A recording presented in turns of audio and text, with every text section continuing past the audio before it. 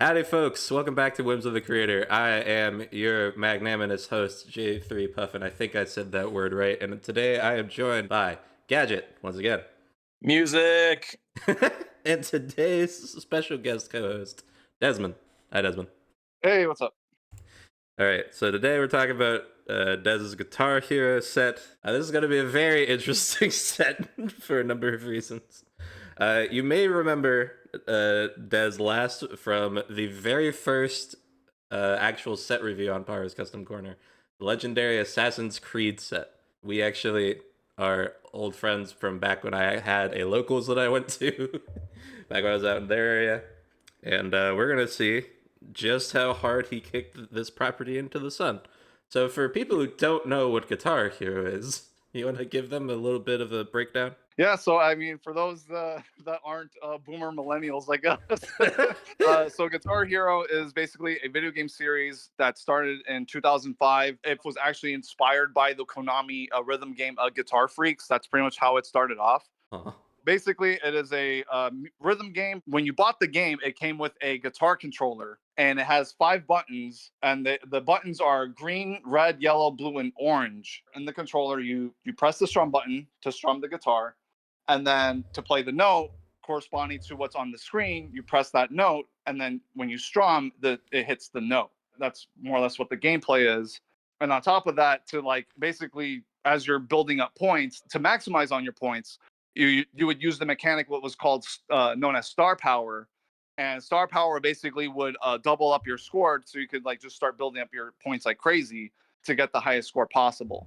The series spanned for like basically 10 years because the first game was in 2005. The latest release was Guitar Hero Live, which was 2015. So it's been almost 10 years since the last Guitar Hero game. Oh, wow. So here's a question. I'm being like the audience here. Mhm. Obviously, Assassin's Creed, when you made that set, that had a whole bunch of like characters and stories and lore to drop on. And even like some of these Toho games, Toho isn't a game that's known for lore, but Yeah. you've got like 15 or 20 games to pull characters out of. What is it about Guitar Hero that makes it a good fit for Weiss Schwartz?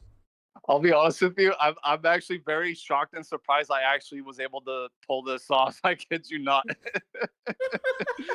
I was able to make a Disturbed set at one point last year.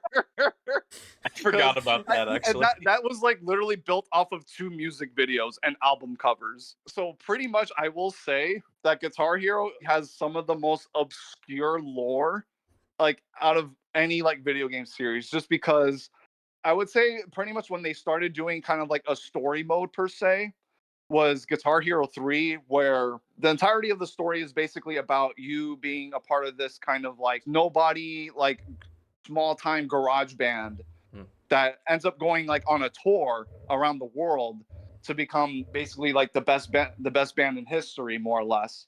And then while that story is progressing, they make a deal with this guy named Lou, who is supposed to be like this very rich guy, like this rich producer, right? So they sign up a contract with him, and then it's until the end of the story that they realize that they made a deal with the devil, because they realize they signed a contract, and on the contract it says at the very fine line that there's that he's like says that your soul is mine. So they basically have to fight to get their soul back at the very end of the game. And it's And like a then Devil Went Down to Georgia situation where it's not like a real like fight. It's like a guitar battle. yeah, yeah, and then also Guitar Hero 3 was also the first one to introduce guitar battles where they had 3 bosses. The 3 bosses being Tom Morello, second one being Slash, and then the third one being Lou the Devil. Got it. So That comes in. Okay. And then what is it? Is it Legends of Rock or Warriors of Rock that introduces the warrior people? so the game that introduces the warrior transformations and like that whole like warrior mechanic and all that was Warriors of Rock, which was released 2010. And I would Okay. say that's also probably where a good chunk of the like guess quote unquote lore comes from, especially within what I put within the set, because the storyline with that one and it's definitely detached from Guitar Hero 3 and World Tour. So Hmm. that story, it's about there's a demigod of rock. There's basically like this legend where like he fought this thing called the Beast, or what they also call it like the Scourge of Rock as well. So there's this legend where like he basically saved the world at one point by defeating the Scourge of Rock, and then it basically comes back to life. It defeats the demigod of rock, and then he loses basically like he loses like his legendary guitar. And when he does, like when he lost, then he got basically sealed within a statue. So basically the storyline is that the Guitar Hero cast basically has to go on a journey. They'll go to these venues, they'll play the music and all that, and as they're progressing, they gain their warrior abilities and transform. And when they do that, they basically go on a quest to find the legendary guitar to return it to the demigod in his dormant state, where he can basically awaken again to be able to defeat the Scourge of Rock. Okay, so these are protagonists, these warriors, not like mini bosses or something. All right. Yep, correct. Cool. Yes. Yeah, it's that's weird, but yeah. I always remember the plot of Warriors of Rock because it involves 2112 by Rush, which is like one of my favorite bands of all time. Yeah. We will see. So that. I know that you did put a 2112 card in here, so we'll get to it. But yeah, very happy that that's in this set. Mm-hmm. And I guess what kind of inspired me with kind of doing this set, I guess two things was I essentially started doing this set because I hit a mental block with Assassin's Creed because Volume 2 is still kind of in development right now. It's definitely been very tough because outside of the Desmond saga and maybe like a few games like before Origins, a lot of my knowledge on Assassin's Creed is pretty rusty. Hmm. So I have to kind of almost go back to a couple of things like in Assassin's Creed that I probably forgot. Yeah. Or some things that are very like important to like the Kenway saga particularly and Assassin's Creed Rogue that I need to be able to make sure that I kind of incorporate it properly within the set. And then the second thing that inspired me was the fact that considering that Weiss Wars has the color purple, even though it's a pretty rare color to have in Weiss Wars itself, it just kind of clicked with the idea of being able to incorporate another color into the game. So I definitely don't have like the I guess let's say like the technical or even the artistic skill to be able to incorporate that like via like let's say like Photoshop as an example to be able to incorporate that in like the Weiss editor. So the way I circumvented it was I figured, hey, how about I instead of trying to like figuring out a way to incorporate an orange color within the editor, I could probably do is through special effects or through a specific ability of the like event, like the Star Power event. What I could do is you play that card, or you have specific characters together to give you the color orange. Yeah, I think we should go into Orange maybe first, JB. Since we've already started talking about it. Yeah, sure. So JB, you're the expert here. How does cards gaining colors actually work? How is that power budgeting work really? Oh yeah. So this is the fun bit. So from what we know, effects that give like single characters colors, or that like a character just passively gets a color by meeting a condition on field, like those are basically free. It's kind of the same thing with like names or like traits to an extent, where like as long as it's like one character getting the thing, it's either giving it to itself or it's an effect is giving it to one other character. It is literally just like costless, which means that there are some very crazy things you could do if you wanted to go about abusing it. You see, like there's like the Hololive Coco combo, right? That you're getting Yes. that Yep. right if it's just for free. There's no cost to that at all. There are cases where they have like put costs on giving out traits, but those are usually giving them to like multiple of your opponent's characters, or just being part of other things that already have costs already, like the death gun abilities, where it's like, oh, give it target and then also do this other thing. They usually don't charge for that sort of thing unless it has multiple characters, and I don't remember seeing anything in here that has multiple colors or that's multiple targets for that kind of thing. So should be good. I think there's some cards that give other characters color, but usually the characters are themselves gaining the color. Yeah. And the ones that I saw that give color are like single target, so shouldn't be an issue. Yes. Yeah, so I guess one note I would like to add also is that the idea of giving colors to other characters was also Project Diva, because I know, and I particularly I think it was the second set where I remember particularly there was a Ren card and a Miku card that in their card effects they specifically mention each other by name, where like if they're both on the stage, they basically get additional colors if they're on stage. So I figured, oh hey, like I could do that same thing with orange in depending on like what specific characters are together on the stage. Yeah. All right. Let's get into the actual like little chart thing for our set breakdown here. So, 104 cards, 100 in the main set, 4 promos, no trial deck, a variety of triggers. We have a bag, a singular bag. It has the same treatment as the standby in this set, which is fun to me. Other than that, pretty normal distribution. Yellow gets a little bit more love out of all the other colors, but other than that, nothing too crazy. This does kind of lead directly into a thing we have to talk about with climaxes before we get too far in. But before we go to that, Yeah. any comments on the breakdown itself, or are we good to? Just that this might look a little trim for climaxes. Like you might think, wow, it's like 100 card set, but it's only got like 9 or 10 climaxes in it. Normally a Weiss set will have like 14 or something. But in this set, there are 4 climaxes in the main set plus 1 promo that all have the exact same name, in the same kind of way that Sword Art's like Mother Rosario has multiple cards with the same name, or like Excalibur and Fate has cards with the same name. It's fewer climaxes, but because those cards have the same name, it doesn't feel like it's fewer because you can have them kind of play with multiple things. There's no trial deck in this set, but there are cards in here that I will highlight as we go through, because there is definitely hints of a trial deck. Like you could make a trial deck out of cards in this set very easily. Like it's based off of the Guitar Hero 3, I guess it is, lore. That would be how you'd make it. And Desmond did a really good job of making it's Shirley Crowley and all of her support cards. That I think that's the trial deck combo you go for. And you can play that with like the other members of the band.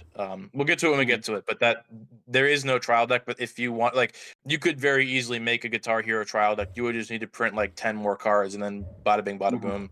It would be like a bar trial deck into something at level 3, either an empty stock soul or like an empty pants or something. I don't know. But yeah, no, it's a good package. We'll go over it. But yeah, let's talk about these warrior transformation cards. So there are 5 climaxes with this one name, the Warrior Transformation name. 4 of them are main set. You have the choice. You have the bag. You have a door, and you have a gate. And then also the standby climax is one of the promos, and it's also a Warrior Transformation. I did not put all 5 of these on every slide that has a Warrior Transformation combo. I simply put the one that was in the main set that shares the color. So you're not going to actually see the standby on any of these, but keep in mind, all of these Warrior Transformation cards can combo off standby, which will have implications, I'm sure, if we think about it. But it sounds like this may be one of the things that hasn't been explored too heavily with the playtesting group. So Desmond and I have had this set for a while. I finally got to cutting it out like last weekend, so I've been playing this set probably like 4 or 5 days total. Desmond, I don't remember when you got yours finally cut out, but you've been playing it for like 2 or 3 days, right?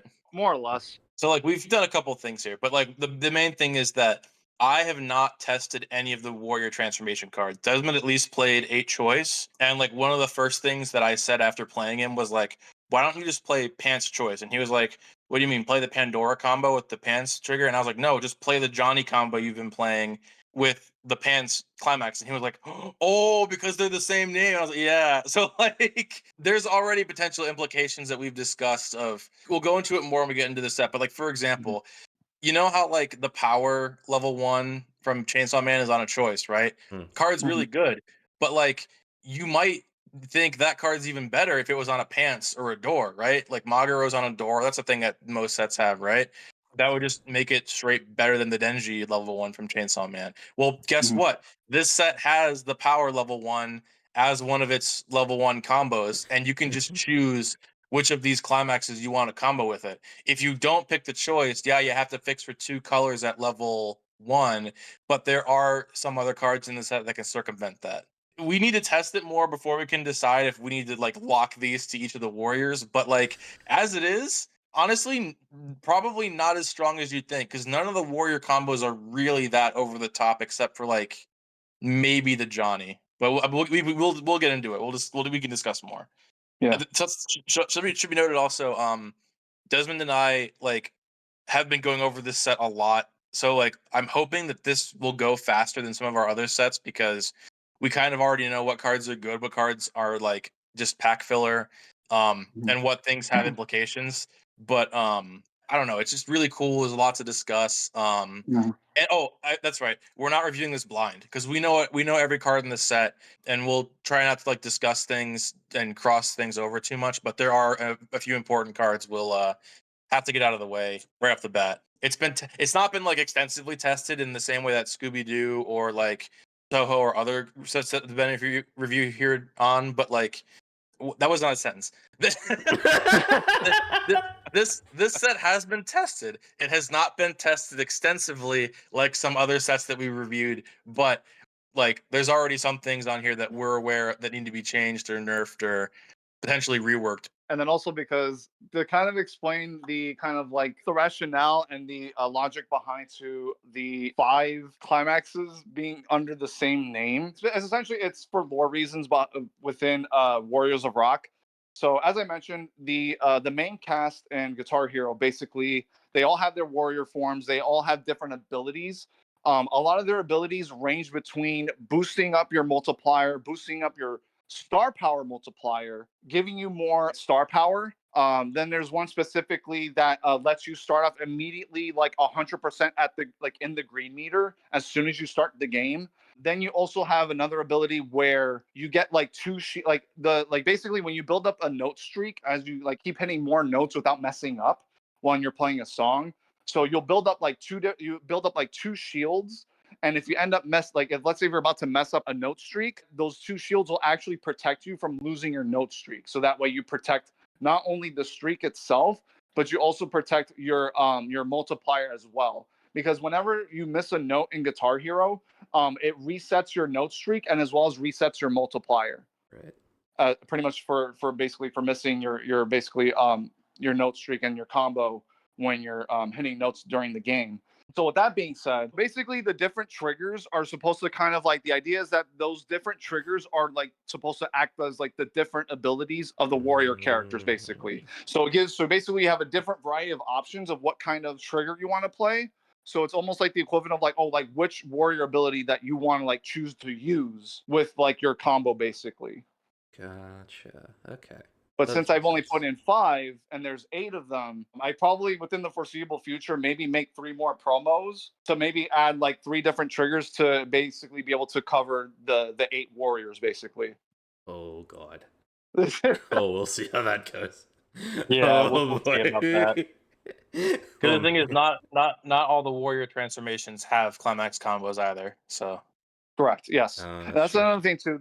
I tried my best to add the flavor to the warrior transformations. I tried to do like different ways of going about it in terms of like adding a change effect or doing like some kind of like bond effect to like grab a specific like particularly like Johnny for example. There is a level 1 Johnny that basically is like the Meowie from Chainsaw Man where you can pay 1 sack him to basically grab the warrior Johnny, and that's as a means of like him trying to change into his warrior form more or less. All right. Feel like that we've done a good job of foreshadowing everything. Let's kick it off yeah, with yellow heck yeah. and with our first guy. Should say also, obviously, JB, give your normal spiel on whether things are balance plus, balance minus. But yeah, I'm going to be rating these A, B, C, D, E, F. Honestly, there's going to be so many cool cards in here. Oh, we see an E. All right.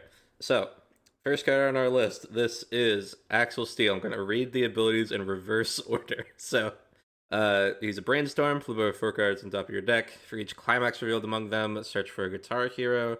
And if another copy of this guy is put in your winning room by this effect, search your deck for a copy of Warrior Axel. Reveal it to your opponent. Put in your hand, or face up underneath this card as a marker, and shuffle your deck.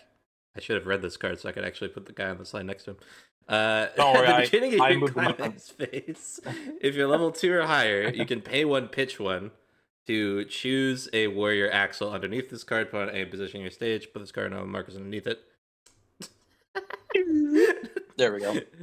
Then, I mean, we might as well actually just go read the guy so we understand what this is transforming into even. So, Gadget, go ahead. Read us Warrior Axel. Yeah, so Warrior Axel is a 2/1 level assist. When he's placed on stage from hand or by the change effect, you can put up to 5 cards on top of your deck face down underneath him as markers until there are 5 markers underneath this card. Then his other skill is act. Put a marker from him on. Put any marker from under him to your waiting room. Then choose one of your characters, and it cannot be reversed until the end of your opponent's next turn. So the way this works is you brainstorm. If you hit a climax, you can search your deck for a Guitar Hero character. If you hit another copy of himself, you can search your deck for the level 2 Axel and put it underneath it as a marker. Then to change, you pay 1, ditch 1, and then you switch this Axel with the Warrior Axel underneath of it, and then get any number of markers underneath the Axel. And if you play multiple of the level 2 Axel in your main deck, every time you mill Axel steal off the brainstorm, you get to marker the Warrior Axel. But when you chain into the Warrior Axel, you only blind marker cards until that Axel has 5 markers. So any extra copies of the Warrior Axel stay under him as markers for his own effects. I'm pretty sure that's how that's intended, right, Desmond? Just to make I'm clear. Yes, that is correct. Yes. So and then with his ability, the assist is actually it's almost like a weird level assist because his assist is actually based on the markers that he has under him. So when he if Oh, he yeah. so if he, yeah so if he has the maximum 5 markers, he's actually giving an assist of 2,500. I completely misread that. Actually, that's really good. Yeah. Mhm. And I figured to balance it, I figured that as you take out markers to use his other ability, pretty much the resurrector ability, when you detach, as you do that, he basically loses that assist power. So basically, the more you use it, you get less assist out of it. Yeah. Basically, All right. So I have not played with this brainstorm yet because in the initial list that I brewed, I wanted to play with basically a different early play. The first combo I chose was a deck speed combo, so I figured I want a brainstorm that hits my waiting room, so I didn't want to play this card. But having played against it, because this was the first one that Desmond sleeved, I definitely think it has merit. Being a search brainstorm is kind of whatever, but the thing with cards like this is even if you fail to mill a climax, if you mill an Axel, you can still search your deck for the Warrior and marker it. So like you can still pull a clean card out of your deck even if you whiff occasionally, which is pretty good implications. The fact that it changes is kind of like whatever. You could still play the Warrior raw without playing this brainstorm. I'm thinking A minus for this card. I think it's if you need to search brainstorm, this is definitely one of the ones you can play. Yeah, that's really all there is to say about it. It's good. It's real good. yeah. Is it statted correctly?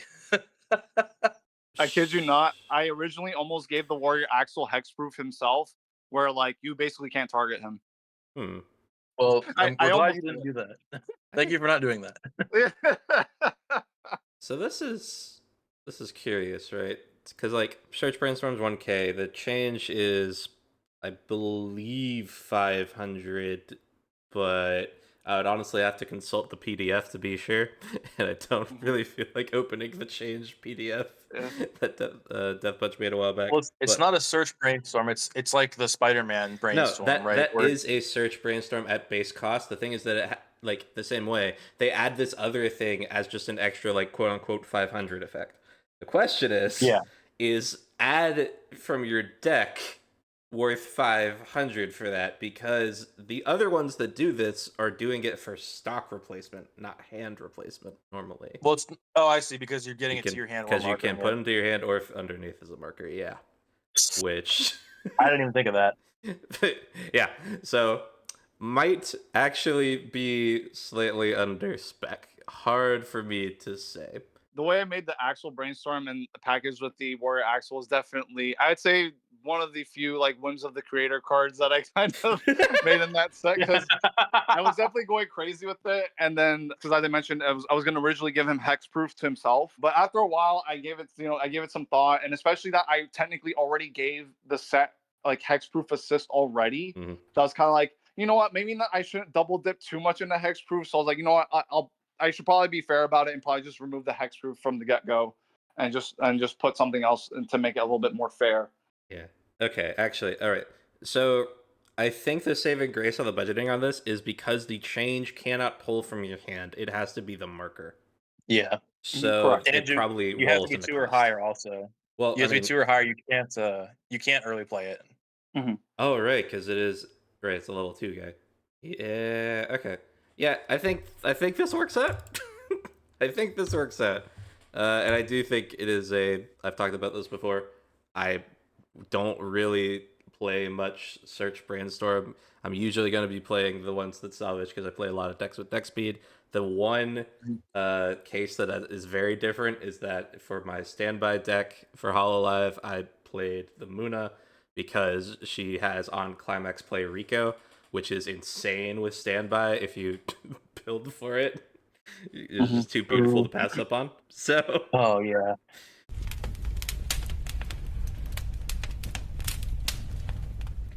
After testing it myself, I think it works perfectly fine. Personally, I think it's a fun package to use. You might need to change the mill self effect to just get the marker instead of adding it to hand. But like that, even then, it's every time that we've both used this card, it's just been, oh, I'm gonna marker my level 2. Like we never add it to hand because I think we both only ever played one copy of the assist. Mhm. But yeah. Do we want to move on to the 2-1? yeah, so the 2-1 is fascinating. This is another one of those cards that got brought up in the Discord and talked about for a hot minute, because some original version of this that went a little bit deeper into the paint as far as what it could do. Passing out like can't reverse, and it's not once per turn, but it is dropping off the power on the assist. And once this card runs out of markers, you are literally just like out. And it's all blind markering too, so there's no way to know if like, oh wait, I just threw like 3 climaxes under the guy until you start taking markers off. There's an interesting implication that when you're doing this kind of effect with markers, I learned this the other day. Since when they're face down, you're not picking an order, you're just taking them like from top down like you would stock. And obviously because they're face down, you have no way of knowing. So you might bury a climax there for like a turn cycle or two while you're just making sure that your board doesn't die in response to something. Mhm. But you can just pay out the face down markers first, right? Okay, I'm not entirely sure about that when it's a mix. That might actually be an issue in and of itself, having like mixed markers. I know that in real life it's usually doable. I know in the sim it's actually kind of like almost the default for some things because for some reason like the fusion keyword works a little bit weirdly in that. If you don't manually change it. Yeah, especially considering that some marker cards will like sometimes specifically say that like you can put like the markers like in any order. Mm. Yeah. I feel like that might be part of it, the idea of like you put them in the order because that is going to decide how you take them off. But when it's face down, obviously it doesn't really help you out. And Mhm. if you're changing it off the axle is gonna be the first marker under it, which I think is means that it's the last one out. I feel like that's right. There isn't really another card in the game that does this. There are cards that give like free encore and cards that I believe there are cards that give like card cannot Mhm. become reversed to other stuff maybe. Yeah. But yeah, this was Mhm. another one of those that's like I could not tell you in its final form if it's balanced or not budget wise. It feels about right considering all this is adding up to 4,500, but who actually knows? Not me. Mhm. For me, the biggest downside of this card is it's yellow. In my playtesting, it's been hard to justify slotting this in because you'll see as we go through it, but there's quite a few quote unquote staple cards in yellow already, and there's a couple top ends that want you to play a 4-color deck, kind of in the similar way to Avatar. So if you, for example, like if you're slotting in like 7 or 8 slots for normal tech cards that are yellow, it's kind of hard to justify slotting in 4 of the brainstorm and 1 of this because then you're at 13 yellow cards, and you're gonna be playing fewer red cards basically, and that can make the ratios iffy. But in general, the card is good. It's just like you have to decide when you're building your deck, do you want to commit to this because it is 5 deck slots minimum to play for the brainstorm and at least 1 of this. And you could play more of this, but unless you're playing the yellow finisher, it's kind of hard, I think, to justify the slots. But that's just me. Card's good. I didn't even realize the actual brainstorm could search this to hand, which makes this slightly more playable since you can just like use it as fodder.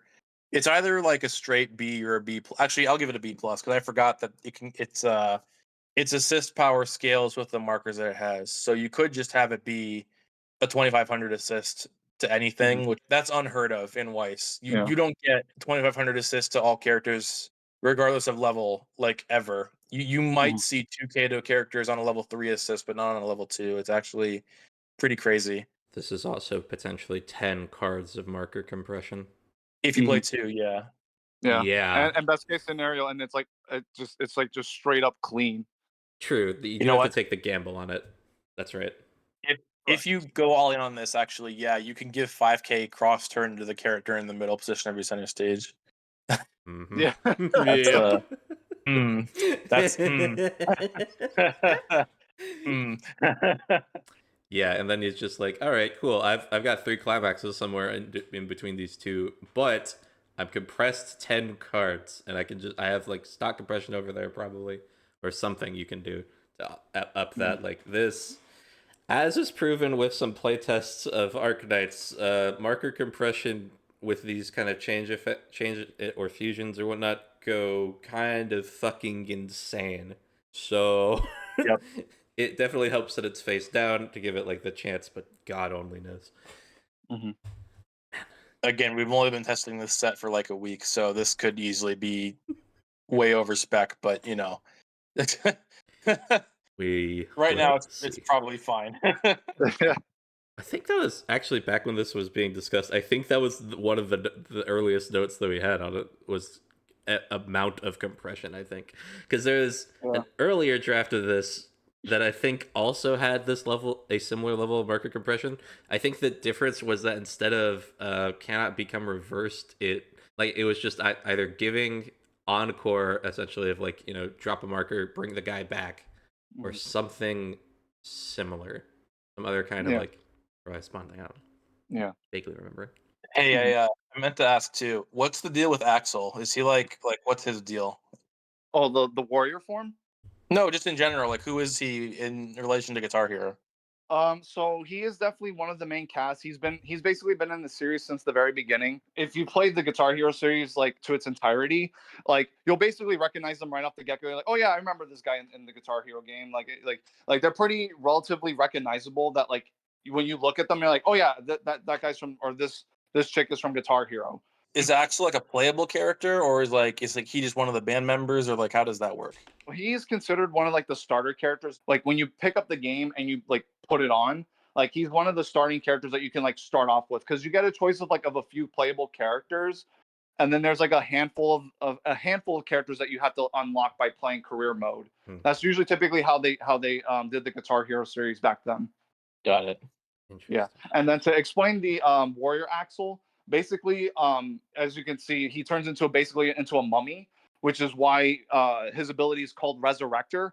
Which in the game, when you start the game and as you're playing through the song, if you're doing really well, then you build up these things called the onks, where you build up to 5 of them. Hence why you have 5 markers. Essentially, if you're losing and you're doing very poorly, you use the onks to save yourself and basically reset the rock meter back to yellow, so that way you can stay into the game.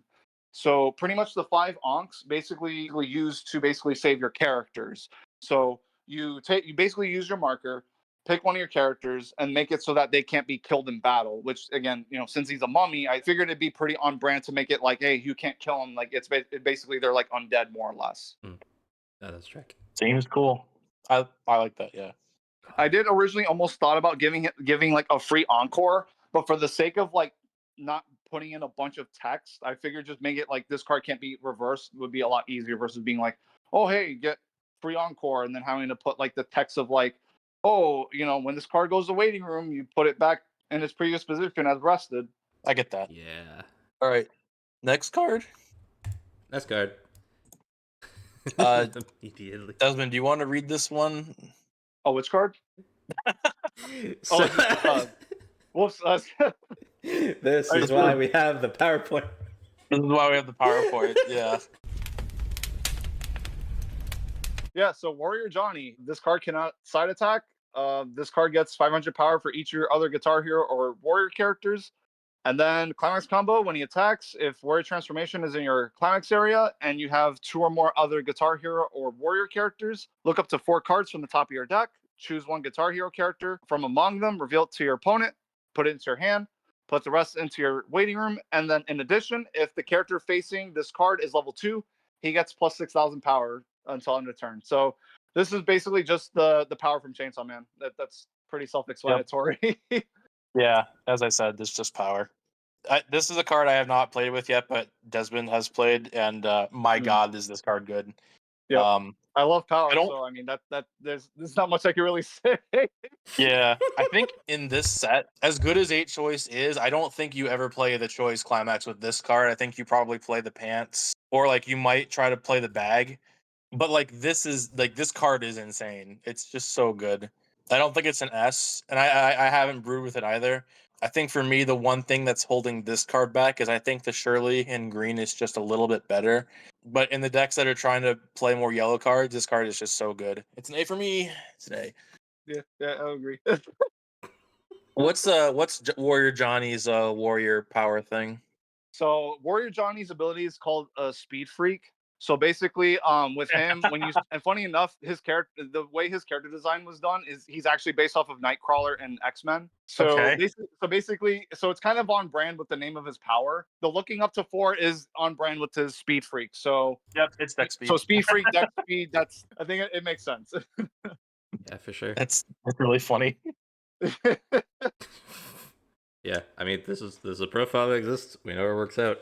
The part that's going to be crazy is that fact that you could put this on pants, you could put this on. The idea of having like Magaro deck speed on standby. We talked about this in Umineko, right? Where it's like they don't put standby with deck speed, and you absolutely have it here. And like two color like setup in those early levels, I don't feel like is that hard when you have like It's normal really rookies not. and things. Yeah, so like, oh There's baby, there's also a card that lets you play climaxes without fulfilling color requirement if you have experience condition met. So like there's even more ways for you to break it. Like you could play like this at level 1 into a green warrior transformation combo at level 2 and just play the standby at both levels and make it work with it potentially. I don't know how broken that is, but like it is there. It is a thing. yeah, you can. Since all of them have the same name, all of them are comboing out the same name. You could put them in whatever ratios you want all together. You might have a deck that has like 3 to 5 combos in it, just doing various things if you wanted. Insane. We'll see. We'll see how far it goes. In the meantime, talk about our next guy. Also a combo. It's the Demigod of Rock. Go ahead, JB. Read the best card in the set. Okay. So yeah, if you have 3 or more other characters, this card gets 2,000 power on play heal. When this card's opponent becomes reversed, if his choice, the Battle with the Beast, is in your climax area, you may pay 2 and pitch a Guitar Hero character from your hand. If you do, your opponent reveals 8, shuffles their deck, puts X cards from the top of their deck in their clock, where X is the number of climax among these cards. This is combo version of Drago Buster at pay 2 pitch trade. Yeah.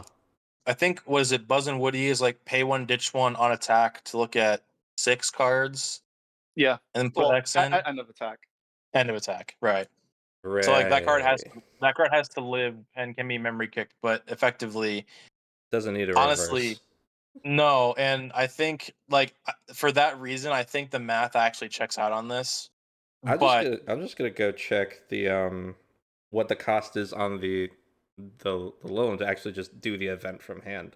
The Drago Buster is a 5 cost event, but if you do the on reverse with the standby combo, it reduces the cost by like 3, I think. It's like pay 2, ditch 1 to play the event for free. No, just pay 2. Yeah, okay. What this is doing is because you don't have to pitch a card, you have to pitch a traded hero. So yeah, that honestly tracks.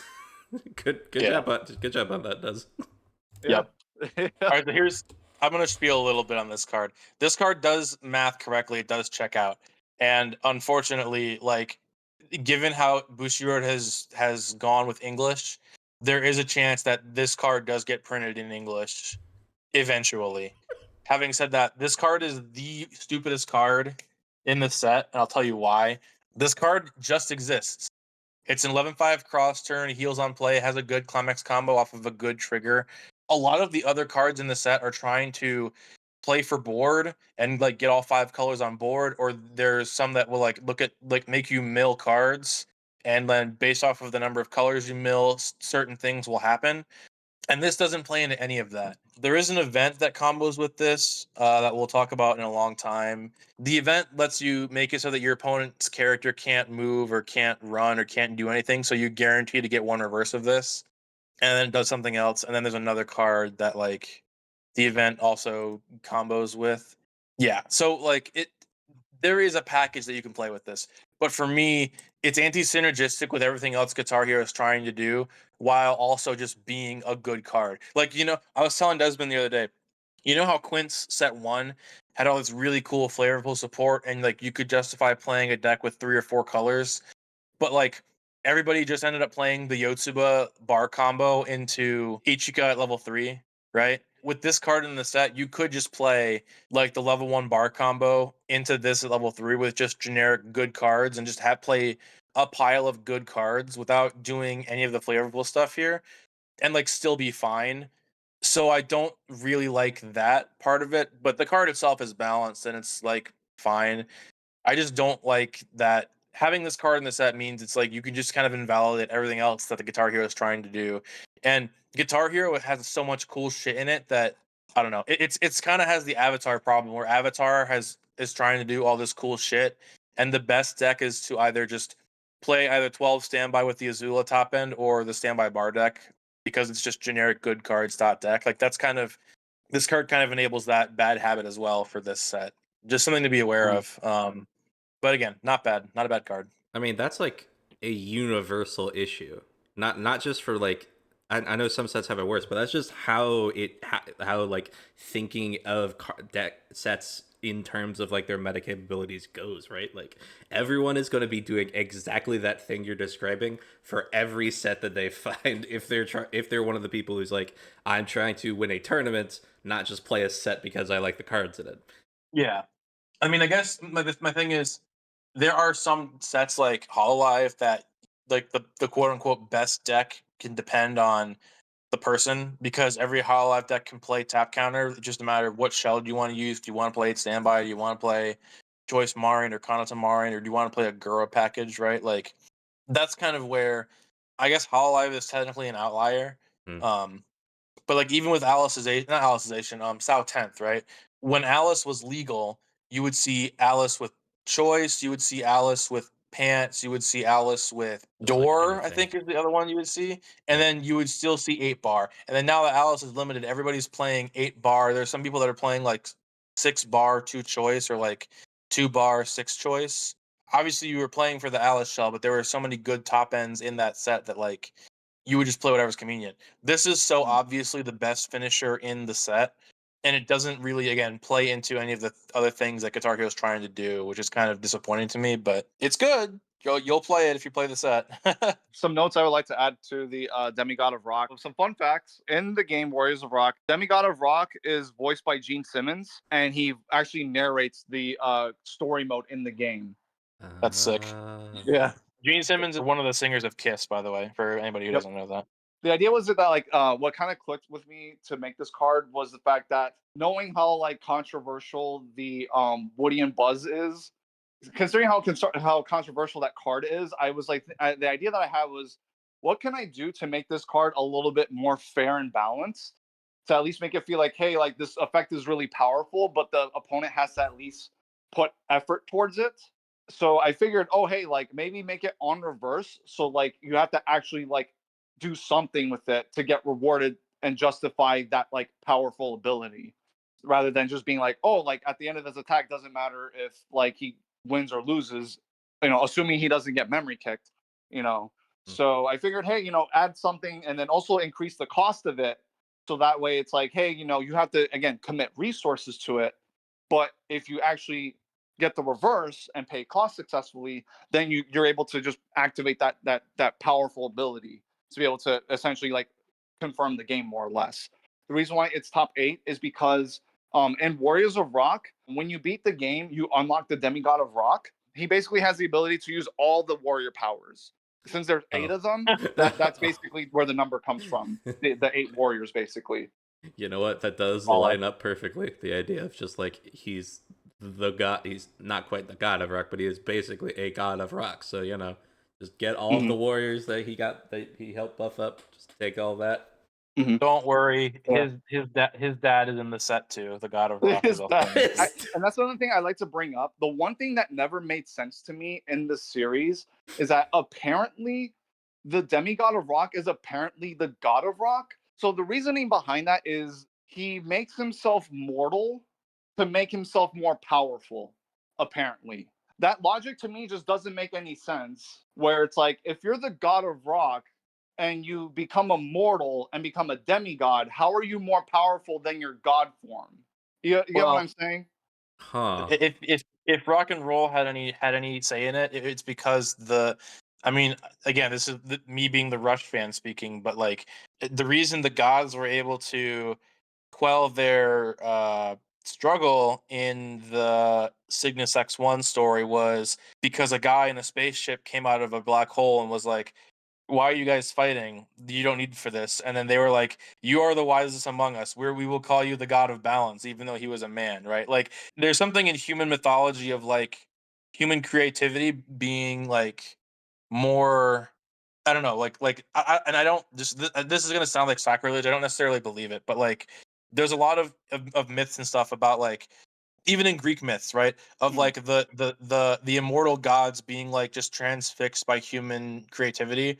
Like that story of Hades where like I think it's Orpheus. He was a musician. Like Hades falls in love with Orpheus's like girlfriend and kidnaps her. He becomes so like enthralled by Orpheus's singing and lute playing that he decides to let her go.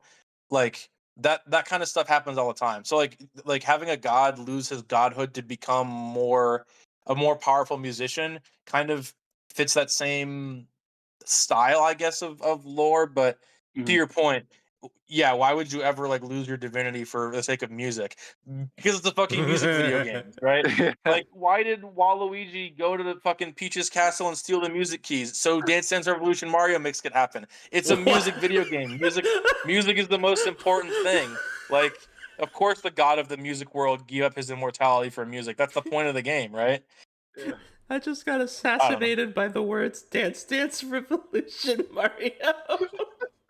Yep. Real game. Oh god. Alright. Speaking of things that are real, our next card. Actually a real card, yes. It's a fair point. This is Axel Steel from Guitar Hero 2. When he becomes reversed in battle, if this battle opponent's level 0, you can stock bomb it. When this card's put in the waiting room from stage, you can pay 1, ditch a character. Oh no. Pay 1, put a Guitar Hero character from waiting room to the bottom of your clock. 2, choose a Guitar Hero character in the waiting room, return it to your hand. This is the Makima, Ricky? Or is it Power? No, it's the power stock bomb from Power. the Power, Ricky, that's right. Yeah. This card's like whatever. There's actually 3 clock pluses in this set. To be honest, the reason this card's great is because it's a stock bomb. There is a lot of implications of having stock bombs and cards that can win board at 0 in this meta, and for that reason it's like a B plus. I think this is, after playing this set a lot, this is like the worst of the clock pluses in the set, but because it's a stock bomb, I've been able to slot it in decks where I've just been like, I've needed yellow and have it like pay dividends. You rarely need the on death pay 1 clock self, but like sometimes being able to fix for colors with it is like really important. So like it's not necessarily a downside. I don't know that you play 4 of it, but you could definitely play 2 or 3 and not feel bad at all. Card's great. It's real. It's on budget. Next. Next meme. Zach Wild. Oh. Alright. What's this guy's deal? Desmond, what's this guy's deal? Yep. So it's Zach Wild. It's a level 1. It's a backup. It's an anti-change counter. So pretty much it is a when you use this backup, you can pay the cost, which is ditch 2 cards. And if your opponent has a character that's a level higher than your opponent's level, you put that character into the opponent's stock. And if you do, the bottom card of your opponent's stock goes into the waiting room. Yeah, anti-change counter. It's pretty good. And aside from that, Zach Wild, he's actually one of the guest characters in World Tour. So he's one of the guitar battles that you have to face in the game. Hmm. Oh, I didn't even realize he has Black Label Society trait. Yep. Okay, got it. Yeah, this is just there's a counter, and this is in Avengers Volume 2. There is a memory version of this counter in Tokyo Avengers. There is a clock version of this counter in Attack on Titan Final Season. Like, this card is correctly statted, or at least I think it should be. Yeah, about that. Because you're not sending to bottom deck, you're just sending it to stock. So it should be the stat should be correct. You are always going to play this because you never know when you're going to need an anti change, and it's yellow. It's just in any color that you're not playing the demigod in, you're going to want yellow because it's a fourth color in your set. Yeah. So the color matters. Stuff. Yep. So this is 500 under spec because the Kashino in Azure Lane, that is a clock version of this, is 1500. So the base power would be bigger, which obviously isn't terribly relevant because it's a backup. A fun fact about that profile, though, you could technically put a Soul Trigger on this and make it a 500 power card. And that next meme, which is 4 memes stacked on top of each other, because we have a band to talk about. We have Metallica, starting with James Hetfield. If you have another Lars Ulrich or Kurt Hammett or Robert Trujillo, he gets orange. This card's in the middle position of your center stage. This card gets 4,000 power, so he's a 6,500 swing. He's got a soul trigger, and also when his battle opponent becomes reversed, there's a climax in your climax area. Top check for a Guitar Hero character or an event, and if you hit, put it into your hand. Oh wow, this card's actually pretty cracked, isn't it? Yeah. I will say, so the Metallica package actually, this was actually inspired by Tokyo Revengers, the dual laners package. Yeah, that's pretty much what got my idea with the Metallica package. Gotcha. So if you have James and Kirk, they do things. Correct. Yes. They're kind of like. So this card is not on spec. Soul Trigger cost 1k, middle position your center stage, get 4k is 2k. Oh, he has a Soul Trigger. Oh, Yeah. wow. Yeah. Okay. Yeah, and then the on reverse effect, I don't actually know for sure. I can't think of a card that has that ability off the top of my head. So at minimum, this needs to be 2k, if not 1500. I think the easy fix is to give it a character condition. Like, you need another Metallica character or something, mess around with the power budget a bit to get you there. But I mean, with the right power on it, this combination of effects is still pretty freaking sick. Yeah. Yeah, I forgot this had a Soul Trigger. I had a note about one of these guys. I think you may have actually fixed it. I've not brewed with the Metallica guys yet. In theory, if you play all 4 of them, it's an easy way to get, because they all gain a different color. It's an easy way to get all 5 characters on board.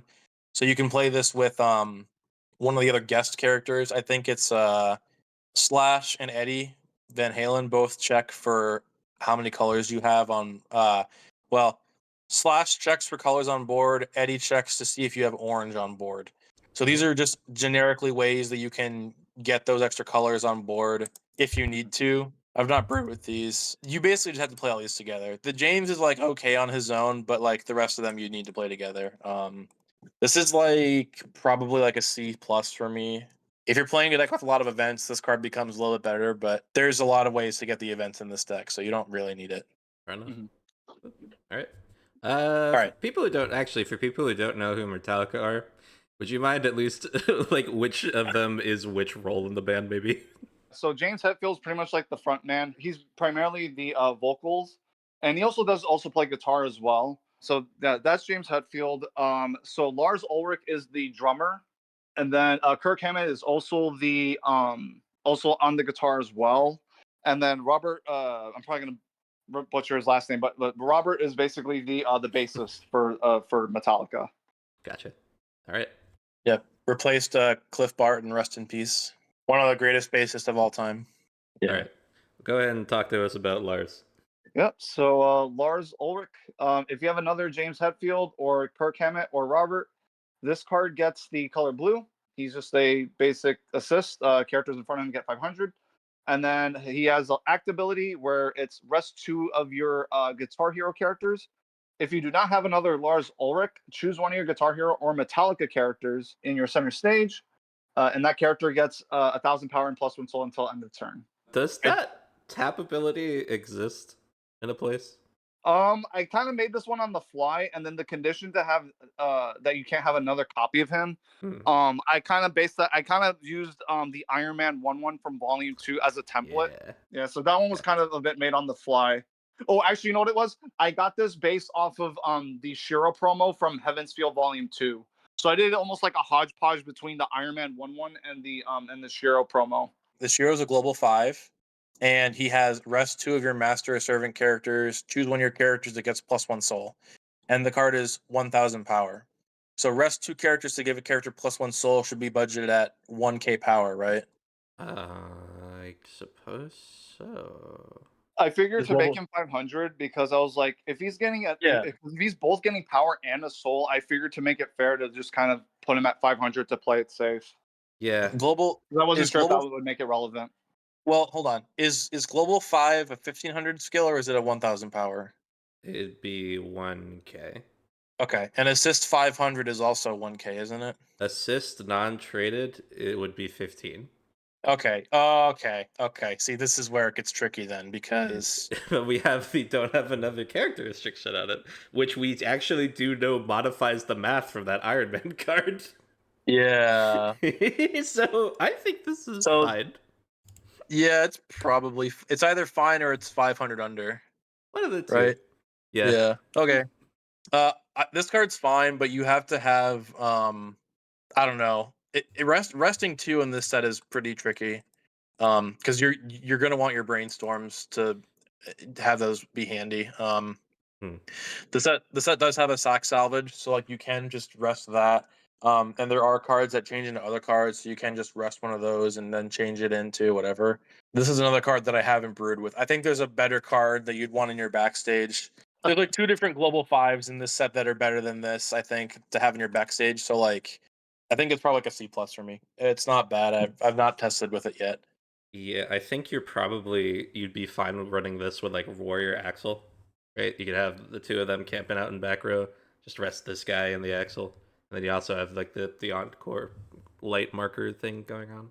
But then you don't have a brainstorm. It's I late think game I think enough, the maybe real you don't meme need is them. you. I think the real meme is you rest this, you rest the Axle brainstorm, and then you use the Axle to change into the Warrior Axle standing, and then you can rest him again and rest something else to give another character 1k and a soul. Because you're technically resting the same character twice. You know that's pretty genius actually. That is you're right. All right, next up. So this card has a typo on it. It says if you have it's Kirk Hammett. Kirk Hammett's really cool. I like his hair. If you have another, yeah, if you have another James, Lars, or Robert on stage, he gets green. Is what this should read. But then if you have James in the middle, he gets 2k, and then on attack you can choose a character from waiting and put it to stock. So it's again kind of the same thing you're doing with the dual laners. I think that's on budget. 6k cross turn is pretty good, but you have to be playing the James. I don't know. It's like here for me. I think this is under. Maybe. Yeah, no, I feel like this is probably under. You have another named character in center stage. We know that's a 4x multi. When this card attacks, choose a Guitar Hero character in your waiting room, put it into your stock. Is that a 2k effect? I don't think so, right? It would need to be more than that because this guy's sitting at 4k base. Yep. Yeah. It's kind of not on spec, but When you put it that way. I'm trying to think through like how you actually. I think he would like sit at 45 and then actually go up to like 7.5 with the effect or something, which sounds insane. But these modifiers are big. You might be better off putting him at like 5k, get him a little bit of power. I don't know. The freaking Azure Lane with this multiplier shit, man. It's not even like specific character named on stage. It's like specific character named on stage in the middle position of your center. Like Oh, so middle position doesn't actually matter. it doesn't. Okay. No, they don't. If they don't care about whether or not it's a specific position, so that doesn't increase the modifier. This is like some special operations squad Levi's stuff going on here. Yeah, You know? yeah, which is neat. Like I do think that it's really cute. You got like the main man in the center, and then you've got the other guitar guy off the back, and then you have your drums and your bass in the other spots like that. That is cool. Also, my rationale behind this is that one thing I like to add is that even though this is based off of the Dual Laners package from Tokyo Revengers, because the Tokyo Revengers Dual Laners, the stipulation with it is that you can basically only have the two Dual Laners on field. Like you can't have another character on the center stage, so it has to be just those two. With this package, you can actually still technically do the like James Hetfield and Kirk Hammett, and then also have another character because it doesn't have that restriction on the Metallica package. So I figured Yeah. that like to make it fair, because then like because if you end up playing the Metallica package, you could technically build up like if your like board just stays there for like at least a good 2 turns, then like both with Kirk Hammett, you're building up like 4 stock potentially, just like essentially for free. Yeah. I don't really have anything else to say about this other than it's like it's good. Potentially problematic, but I haven't tested it yet, so we'll see. It's like you have to play all the Metallica guys together in order for this to really pay off. Which means again you're in a lot of yellow. I don't know if you really want that in this deck, but I guess hey, like I said before, if you're just playing a demigod, you can just do whatever. So maybe you play this. I don't know. uh, This is Robert. Yep. If you have one of the guys, it gets red. Yeah. If you have Lara specifically in your backstage, he gets 3k power and encore. Yeah, this guy is perfectly budgeted. Actually, past me, he is exactly 1,000 off because he has a 4x multiplier on his power condition, not a 2x multiplier, so he actually needs to be sitting at 8k base. this is like technically a standby target, but like, Yep. Yeah. I mean, no. No? No. You don't want to play Metallica standby choice? I just don't want to be forced to play Lars in my backstage in order for this to get the 3K in hand encore.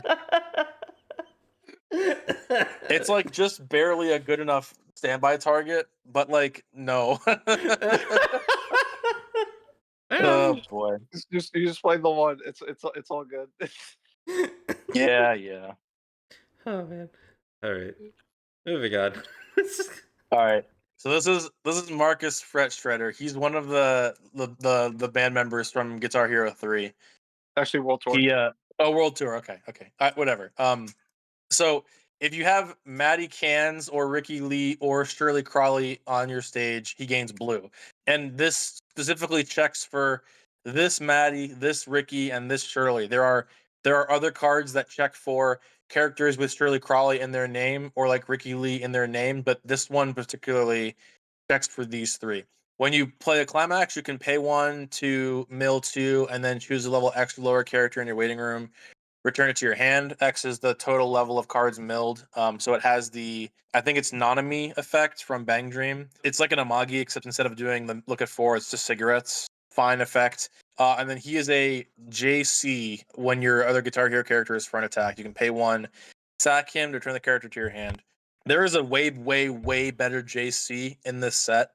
And this card is yellow, which makes it harder to fix in the decks that would play him.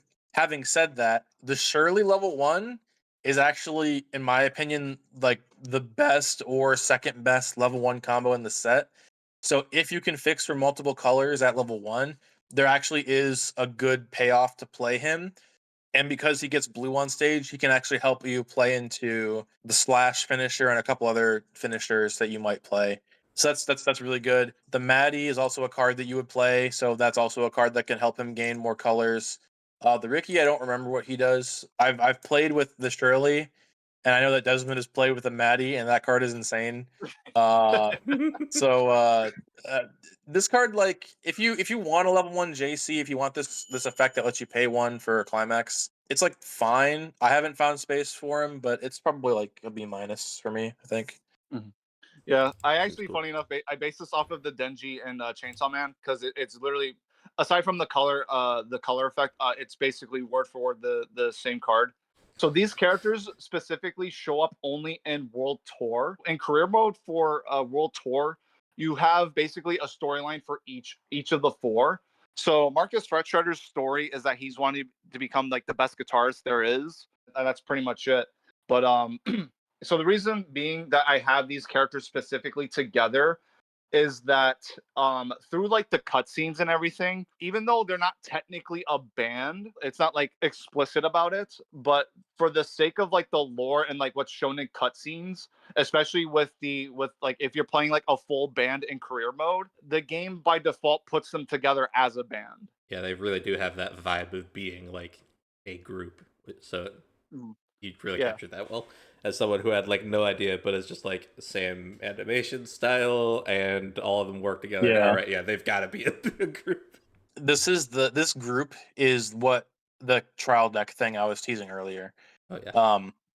There is we'll go into it more when we get to green, but this Shirley has a bunch of support cards go with her, and then just kind of having these other guys that like work off seeing each other. There's a lot of ways you could justify this being like a card in your trial deck. Like these would be your 4 SPs. This Shirley, this Ricky, this Maddie, and this Marcus would be like the 4 signed cards, and then you'd have like a core of the trial deck built around each of them and doing things. I don't know how you'd make a 4-color trial deck work, but like in theory, that's how I imagine this works as the Guitar Hero introduction. But yeah. Mm. Yeah. All right. Axel Steel paying tribute. His early play condition is if your opponent has a level 3 or higher character, he gets minus level 1 in your hand.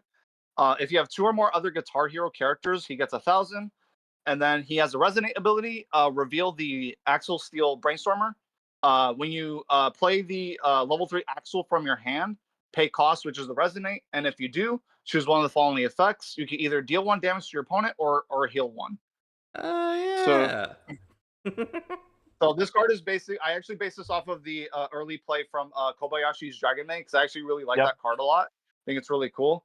And then and the reason why the reasoning behind why it's called paying tribute is because this version of Axel that you can actually use, I think you have to like unlock him if I remember correctly, like you buy him in the store or whatever to get the costume. So this is actually this is paying tribute to the guitarist in Pantera that passed away a long time ago, Dimebag Daryl. That's cool. Yeah, I so didn't that's know that. hard. That's Yep. great. He's also paying tribute to Kobayashi and Toru. It's just a different early play condition, which is like look, after Cheaper going back and EPM. watching Ubineko again, like I'm so happy this doesn't like. Thank you for varying your early play conditions on some of these, because there's like 3 early plays in this set, and yeah, this one is it's just cool. It's like the anti early play. If your opponent has level 3, you can punish it by and then resonate to burn them for 1. It's good. I've not played with this card yet, but in theory, it's pretty good. I think it's like an A minus or A. It's no, actually no, it's a B. It's a B plus, because you have to have like your opponent can actually potentially prevent you from playing it if they don't play any 3s. Mhm. But the card isn't bad. So, a couple of notes. The early play condition that you've chosen is actually a cheaper condition than having 4 or more, so this would sit 9,500, or you could give more power for the on field, which I feel Mhm. like would definitely help a little bit, because by this itself, this card is mid. And I put this in Arknights. Like, one of the very first sets that I did was I put this card in Arknights with, instead of resonating off a Brainstorm, resonating off a Finisher. The fact that this is resonating off your Brainstorm, which you don't want to hang on to in your hand. You want to either on your field or in your deck, so when you're brainstorming, you can get these copy, like the extra effect off. It hurts more than it would in Kobayashi, even, because the Kobayashi, it doesn't, not like that Kobayashi is doing anything else, like needing other copies of itself. So Mhm. it just doesn't quite work out the way that you would really want this card to work out, If and it it's under spec. if it resonated off the stock bomb, is what you're saying, right? Like the stock bomb Axel. Because later in the game you just will have extra copies of that, so Yeah. that would probably be a better resonate target for it. That's definitely something that I had considered when I was first brewing with this. I was like, this card seems cool, and then I was like, well, you have to resonate your brainstorm, which you want in deck, which means you're gonna have to commit even more deck slots to make this happen. Yep.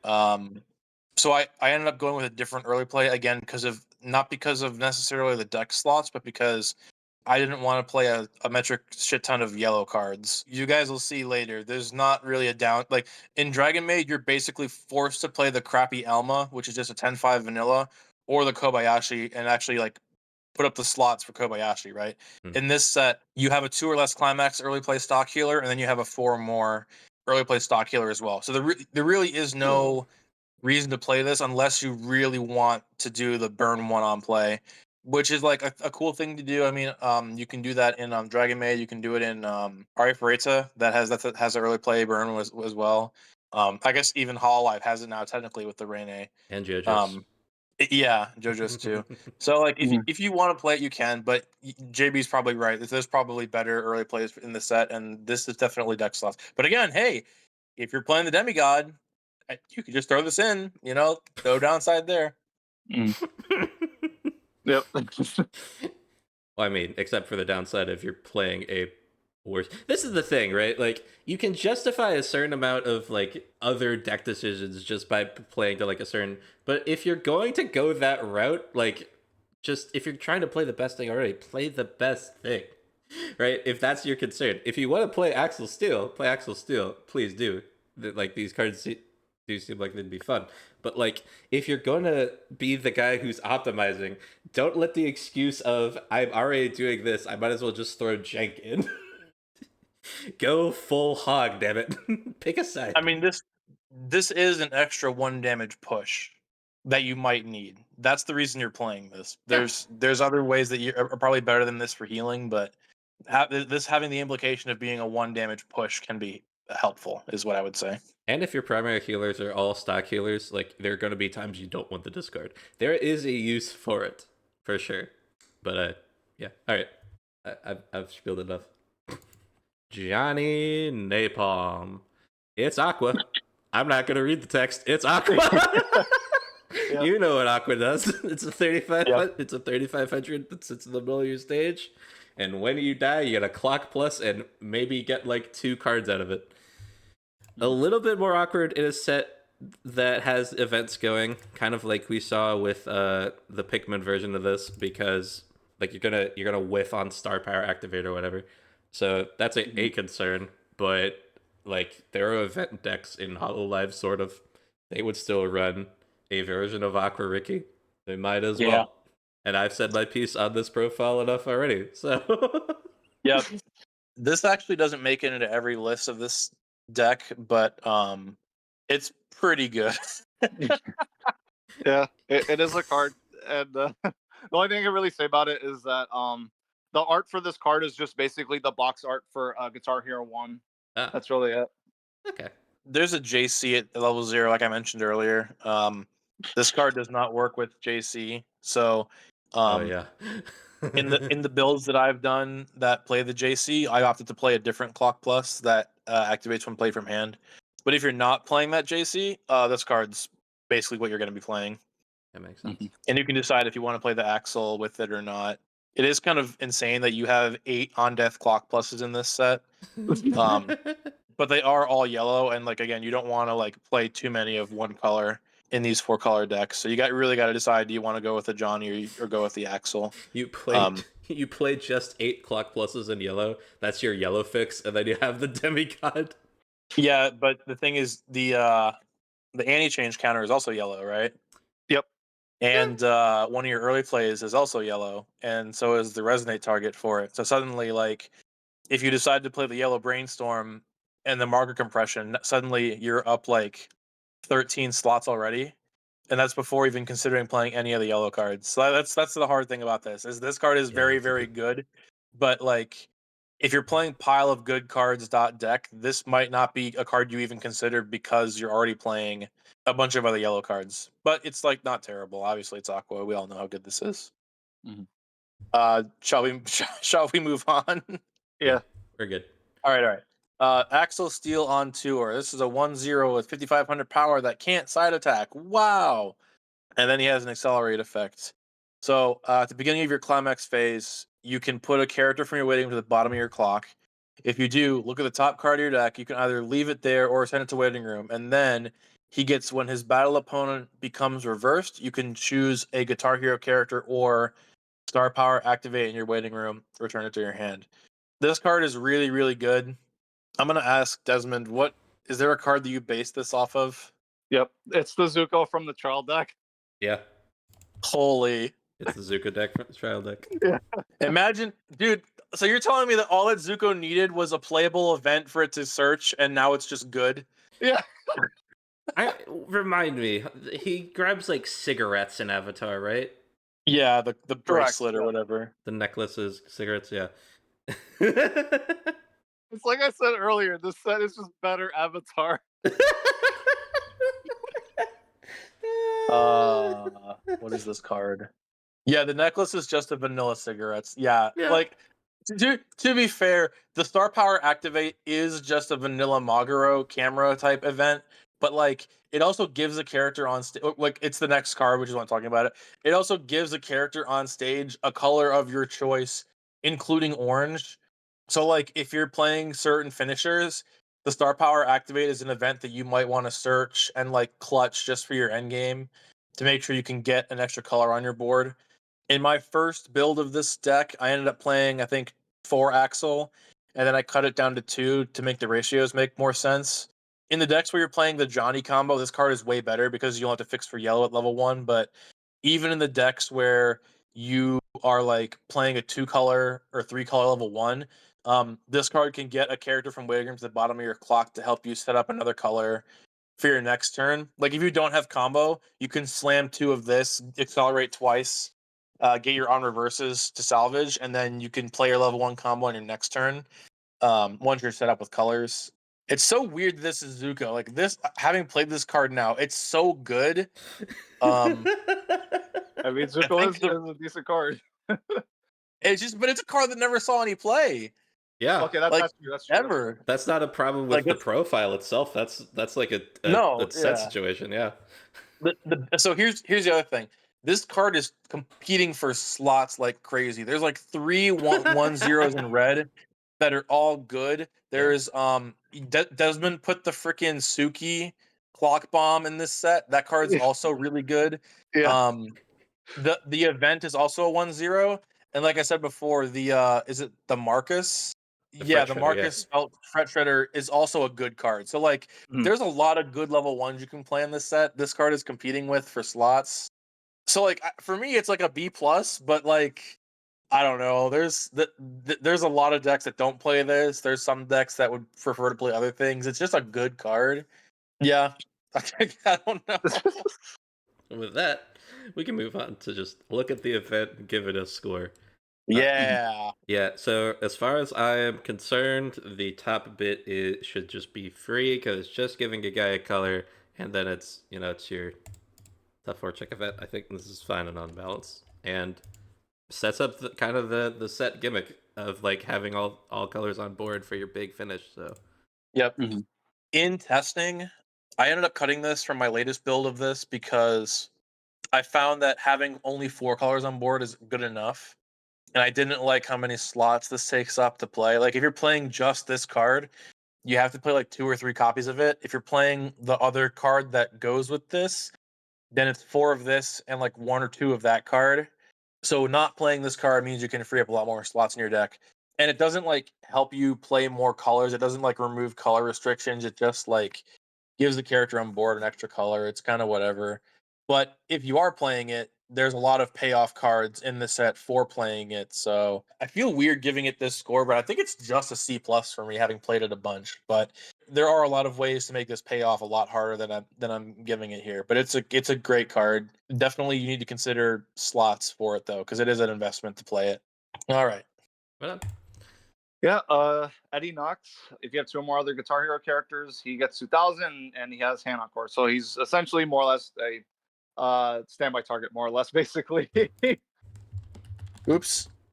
Oh, Yame, yame. jeez. hello, Miami. uh oh, this okay, yeah, you're right, yeah. I was trying to figure out what you're referencing. Yeah. I mean, cool. It's a 1/1 standby target. That's neat. Yeah. Like I just said, there's a ton of other level 1 cards that are better than this. If you're playing Yeah. standby, you might play this, but you're never playing this. And you know what? Actually, yeah, hold on, because like Well, you're never gonna play this unless you're playing standby. Honestly, yeah. like this card's so mid. It is cool that the set has it. Yeah, like I'm sure there's got to be some spooky shit that you can do with running the standby as your warrior transformation trigger of choice. But if somehow there isn't, Uh,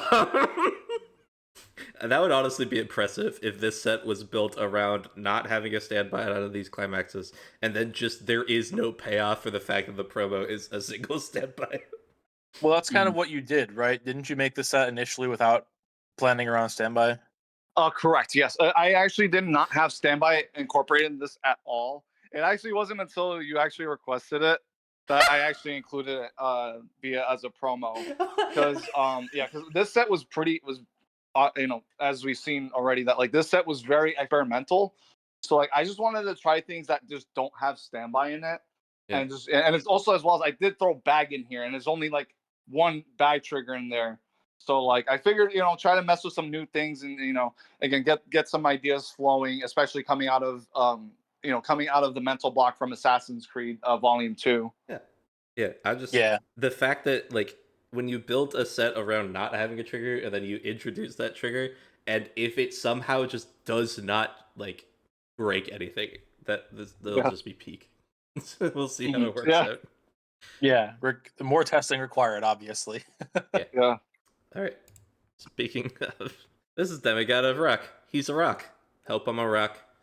This is the 2-1 Aang from, as we were saying, this is just the Avatar man. Except the triggers are a bit different. So if your climax area has a climax of choice in its trigger icon, this card also gets choice in all your zones. The same with bar, gate, and door. The original one in Avatar obviously had off standby, but we don't have standbys in that number, so we don't do that here, which I Yep. like. And then also, this has the same alarm, where if this is the top card of your clock and you have a full-ish board of Guitar Hero or Warrior, beginning your climax phase, you may... Oh, wait. Is that... Yeah, you're getting a blind stock. Is that the same one? Yeah, it's Okay. literally the same. Put my It's a bit of a flavor fail that this works off of bar instead of bag, because that's what the warrior transformation combos are. Having said that, the fact that this works on bar is actually insane. This card is so like we all know this card's good in Avatar. This card is so wild in this set, and it like now that we have another custom set with this card in it, it makes me not want Bushiroad to ever print this card again. It is so good. It Yeah. is oh god, it's so good. Yeah. Like I don't want to go into too much detail because I'm gonna go about it a lot more in green, but The amount like of times you had to correct me, like when I was like, "Oh, trigger." It's yeah, the I so when Desmond was playing 8 choice, I don't think you had this card in your deck, right?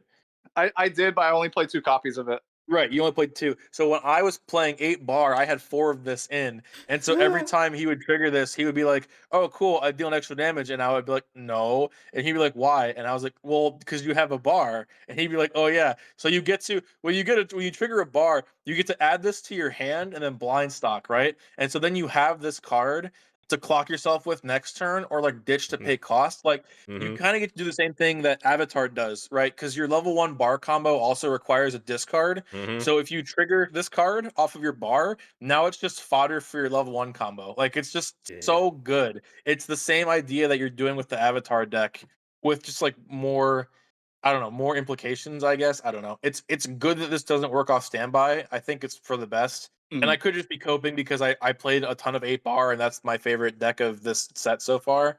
But like in theory, the bar level 1 into any level 3 into the demigod into Tom Morello and or slash, like regardless of what top end you're playing, like this just has so much value. And because it has a soul trigger, you can just throw choice triggers in your deck and dump this into stock if you want to. In the decks that play the star power event, you basically have to play this card because the event doesn't have a soul trigger and you need some way to push damage. So this is just incidentally a good soul trigger you can put in your deck to push for more damage and do other things with. It's Avatar State. If you've played Avatar, you know how good this is. Uh, Mhm.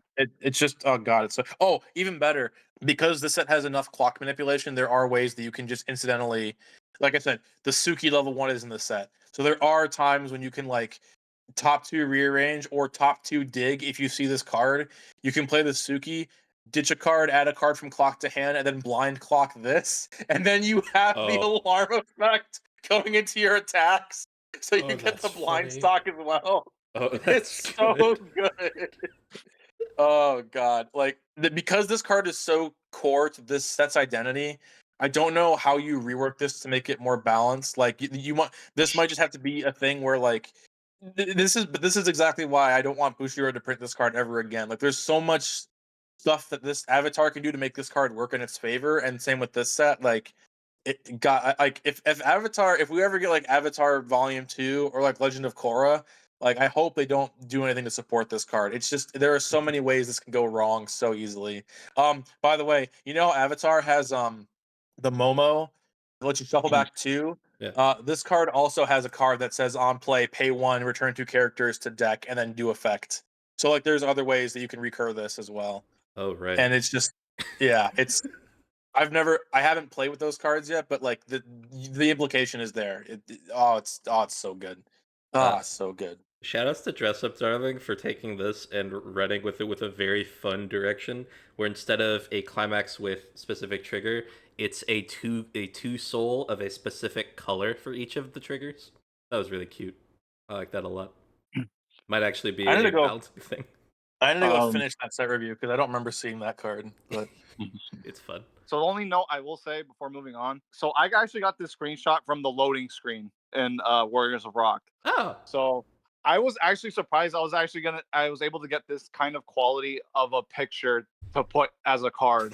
Because I will say, one thing that was challenging with this set was to try to get good screenshots of Guitar Hero, because considering that these games are like over 10 years old and they're from like the like mid 2000s to like early 2010s, like to get good quality screenshots from that time can be pretty tedious at times.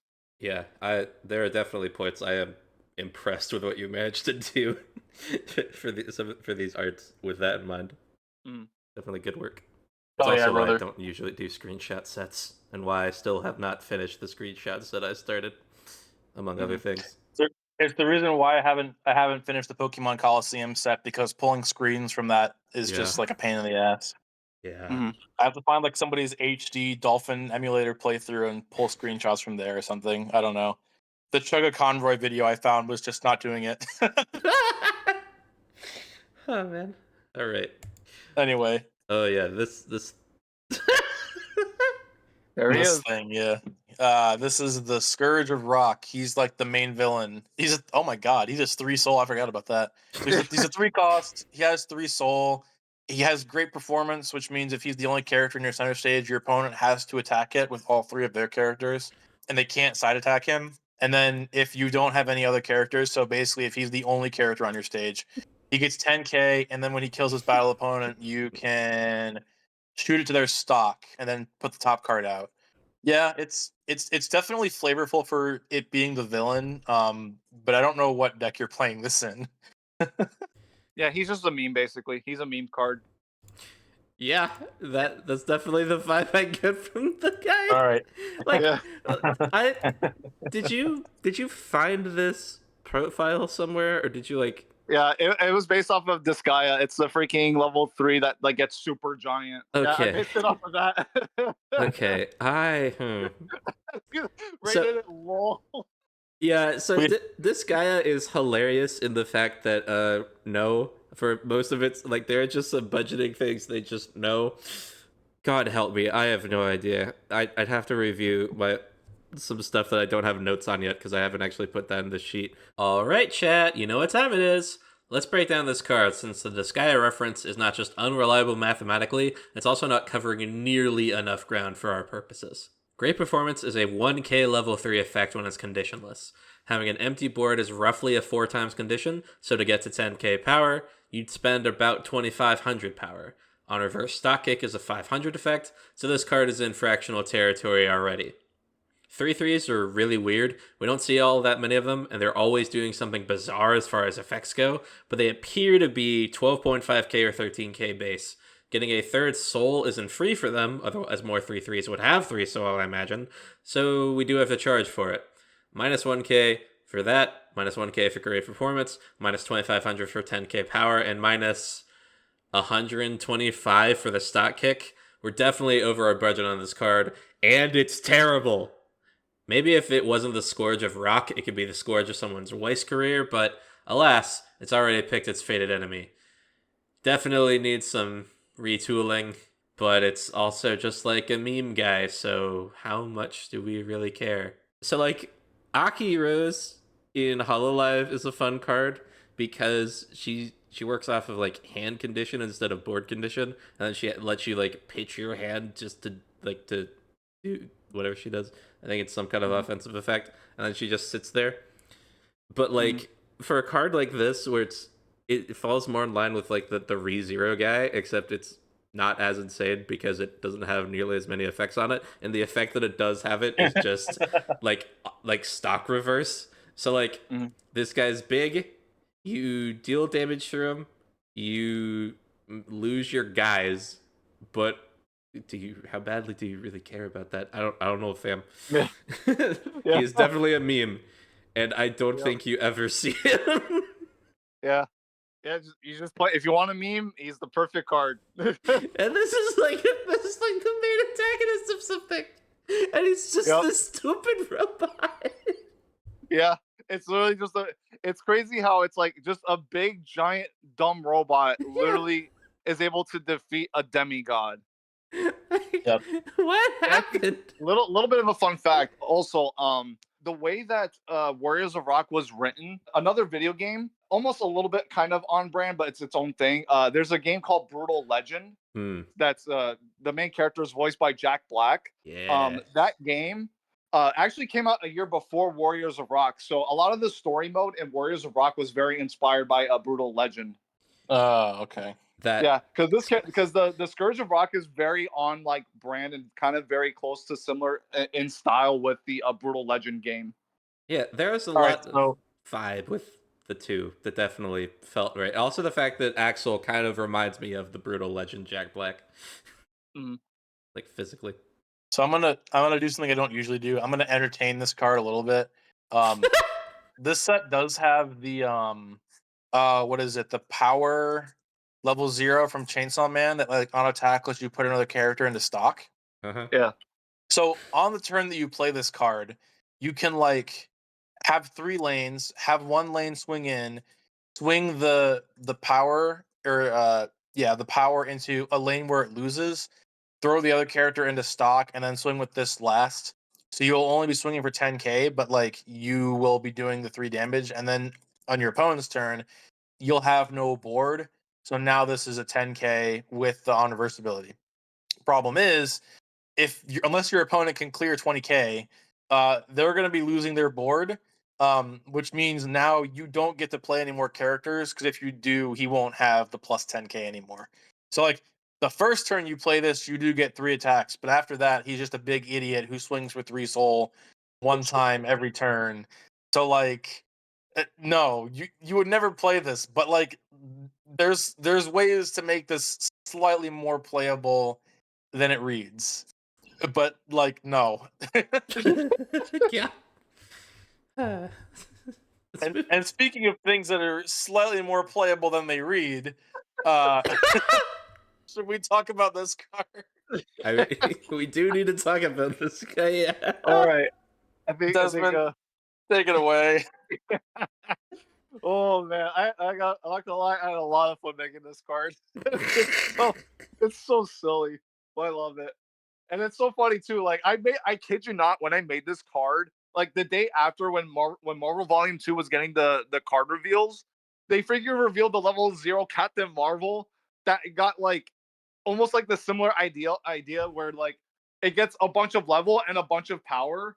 And I was just like, how funny is it that I made this and then Bushiroad makes something similar to on brand to what I just did?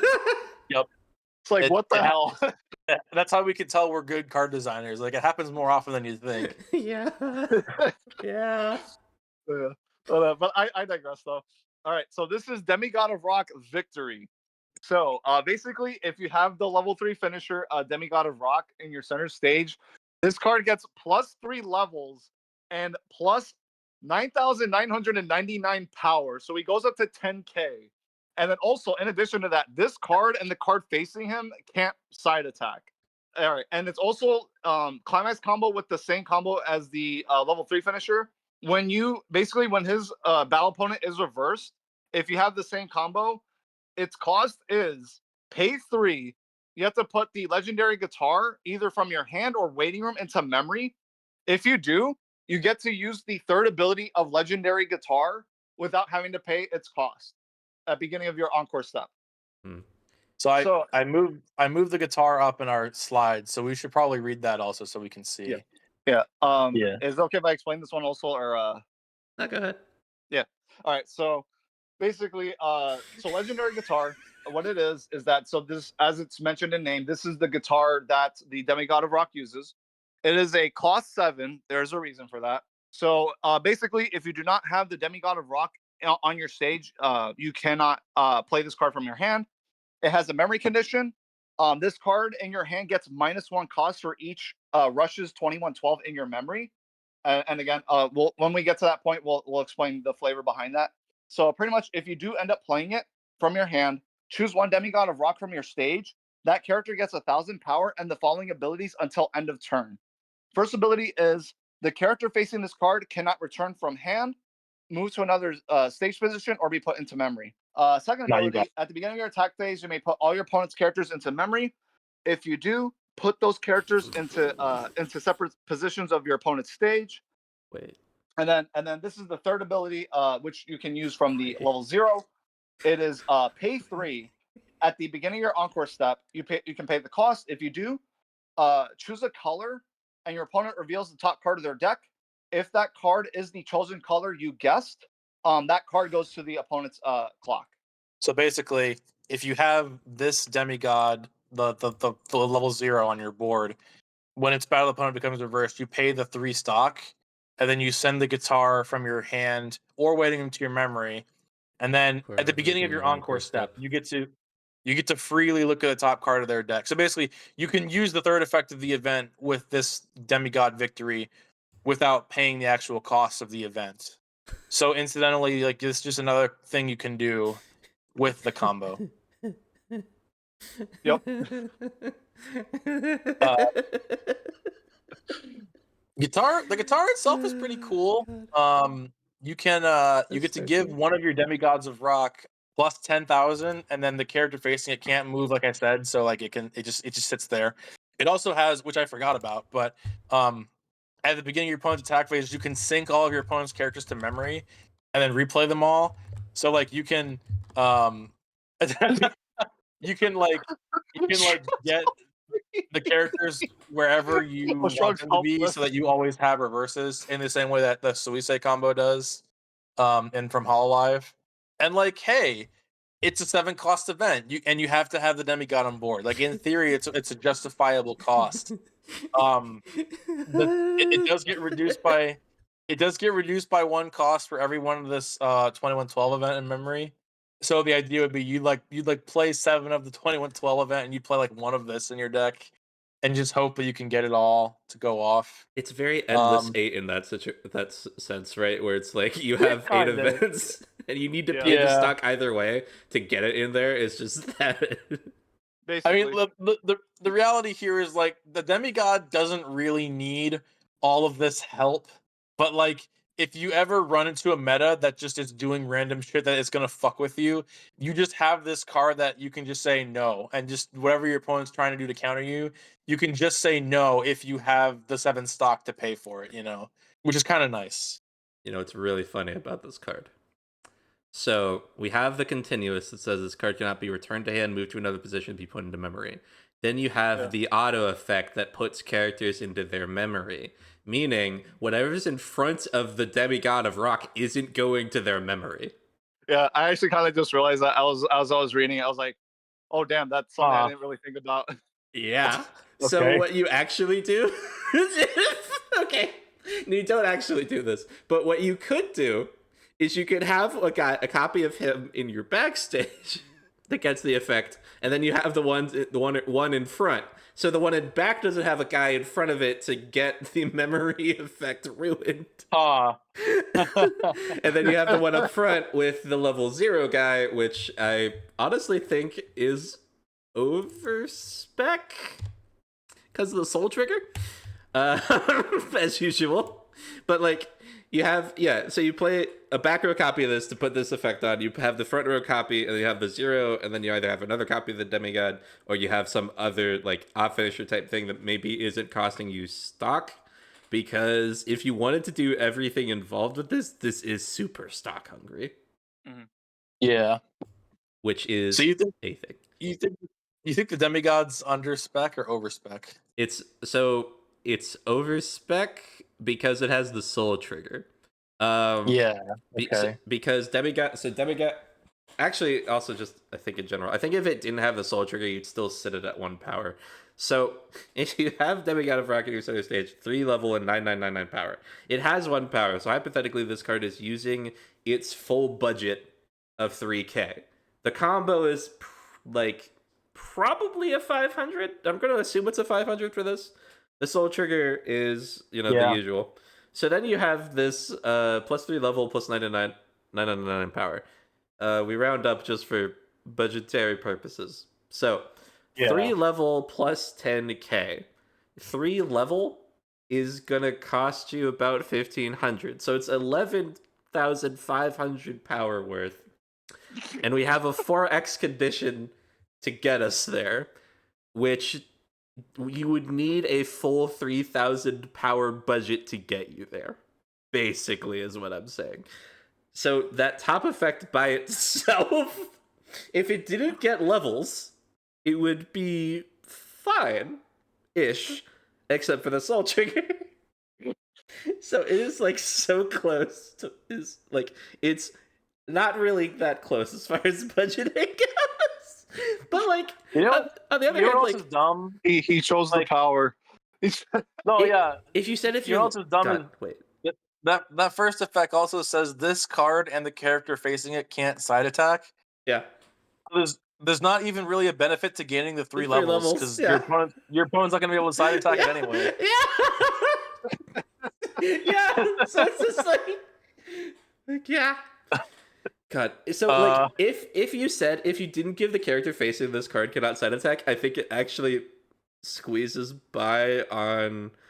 I think you'd have to still get rid of the soul trigger that would squeeze by on budget, which is funny. So like you need some further condition on this continuous to get it to work, which might actually be weirdly enough like if you have a climax in play. And then that just solves the problem. Maybe I don't know. These two cards are just goofy. You're probably only playing this if you have the climax anyway. Yeah. I don't need to explain this. It's a level 3 10k vanilla with 1 soul. Like no. Exact damage calculated. Yeah, you need the that's actually fair, yeah. Calculated exact damage. I mean, it's cool that it has this effect, but you're never you're basically YOLO calling the top card of your opponent's deck and hoping you get an extra freaking 1 damage off of it. You don't even have an Azula. You have no way to kick a character top of deck. You have no way to confirm top card of deck in this set. It's just blatantly, do you want to rip it? Do you want to pay 3 stock to rip the freaking free card off the top of their deck? Which is still a fair cost for that ability, yeah. It's funny. It's really funny, but like, no, you don't need that. It's so good. It's such a good meme, though. Oh man. God. I mean, am I wrong? Did you put anything in this set that confirm top card? No, I don't. Right, so he knows as a sole bad guy player. He knows as a sole bad guy player that he can't give that more to the world. Yep. Safety. Oh God.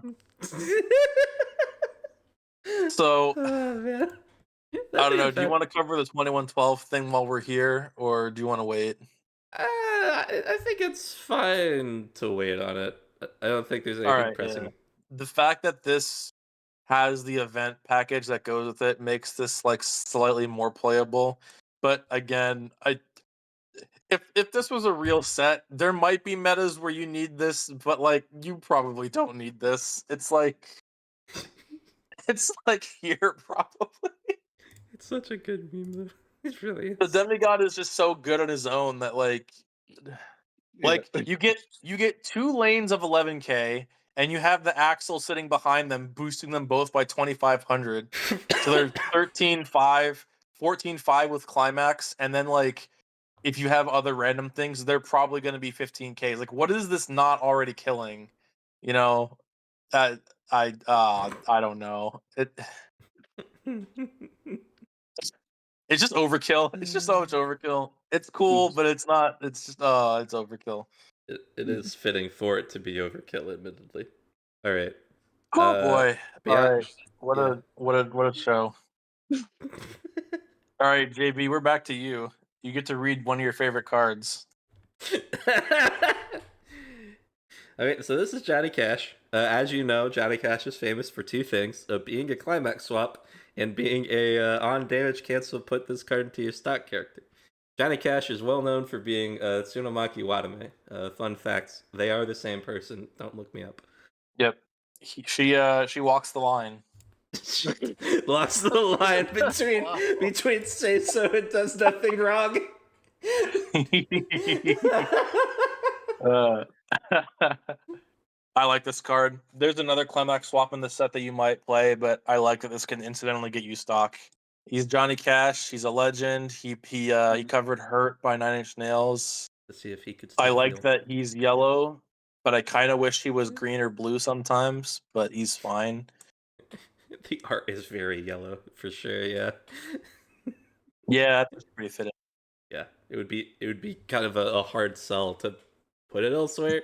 But on the other hand, can you imagine just other colors getting this effect just passively? Oh, seems fun. Yeah, that's true. You know if you need to play this. Which I mean, you probably do. Everyone needs to be playing at least sub stocks climax swap if you can get it. Yeah, but there is another one. That's where I'm like, But also the yeah. stock so that you can pay for the pay 3 on the guitar. Yeah, see, it's all synergistic. It's all coming together. Why is okay?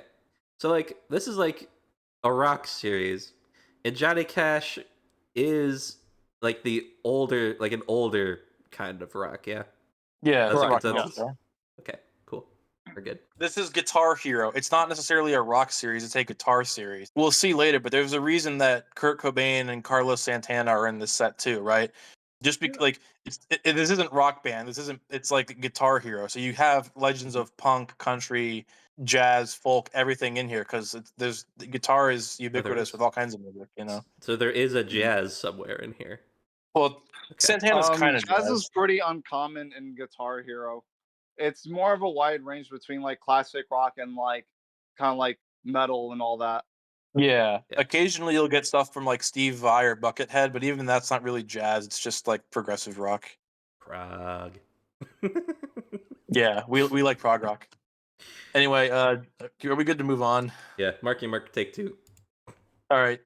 If you have a character with Shirley, Crowley, Ricky Lee, or Maddie Cans on its card name, he gets blue. But notably, this is not Marcus Fret Shredder. This is a character with Marcus in its name. So like, it doesn't work with the Maddie or the Ricky or the Shirley we talked about earlier.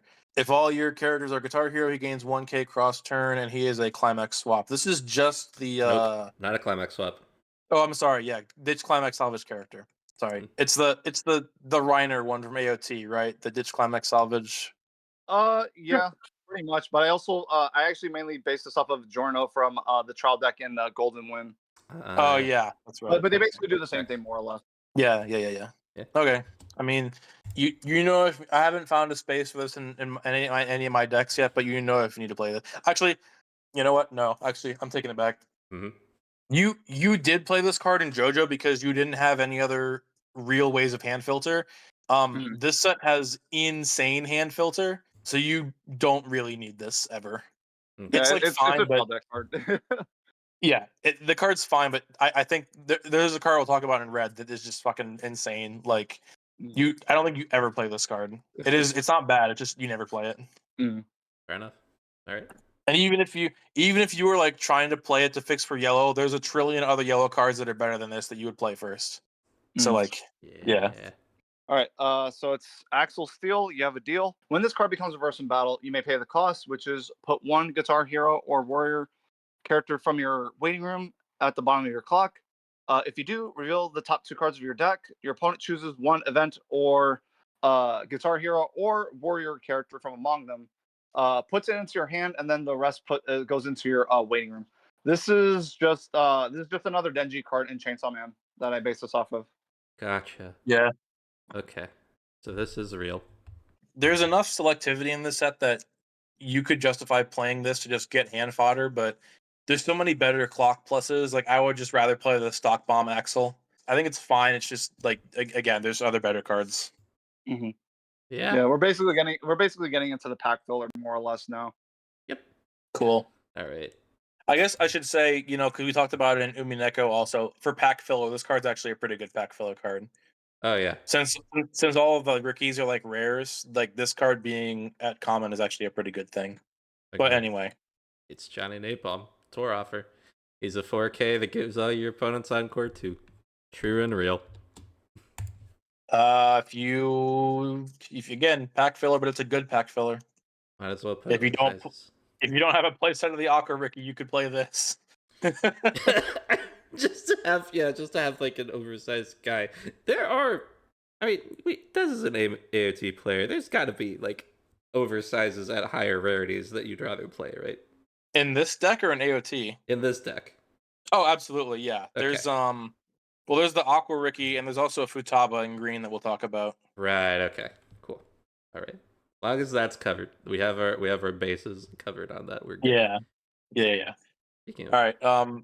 The next card is all right. This is Warrior Johnny. Desmond already talked about this card. It's like the cat from Chainsaw Man. It's 5K, and you can pay one, send him to waiting room to choose the Warrior Johnny from your waiting room. Put it on stage. It gains 2K power, and pay one twin drive for the turn. The Warrior Johnny doesn't really need pay one twin drive, but the implication of this card is if you have a card that makes you rest two characters, you can rest this down as one of those targets and then just sack it off to change into the Johnny from waiting room. If you need more yellow in your deck, you can play this card. I haven't found space for it in any of my decks yet, but it's like probably fine, probably like a C minus.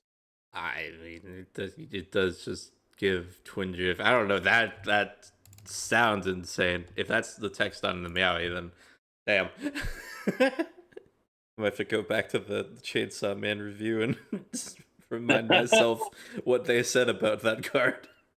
Well, I mean, the thing is that the Meowie never sees any play. Yeah. Like it lets you change into your 1-0 combo. Okay, cool, but like nobody who plays 10 choice plays that card. So the reason why I added this card was it's more so of experimenting with the warrior characters or the warrior cards. So this is kind of like his way of like again the transformation of him becoming warrior Johnny. So I try to vary. So basically with the warrior transformations, I try to vary them through all the characters as much as possible. So with this one, I basically used Meowie as a means of like, oh hey, like you're changing into the Johnny by basically pseudo bonding by pay one sack him to get the Johnny, and then he gets placed on the stage. That's him. That's him transforming into Warrior Johnny, basically. So that's really the only reasoning behind why I made him the Meowie clone. He speeds out of your waiting room and shows up as like blam, blam, blam. Yeah, and then the twin. I guess you can also see the twin drive as a means of like again more deck speed. Is attuned to his warrior ability. Yeah. Like I said, I don't think you really needed to twin drive on that card, but like it is a cool feather in its cap. Yeah, it means that you don't actually lose stock off the fact that you had to pay one, send it to waiting room to summon it from waiting room. You don't have to filter as hard, but if this set has enough hand filter, as you're saying, it's not really an issue.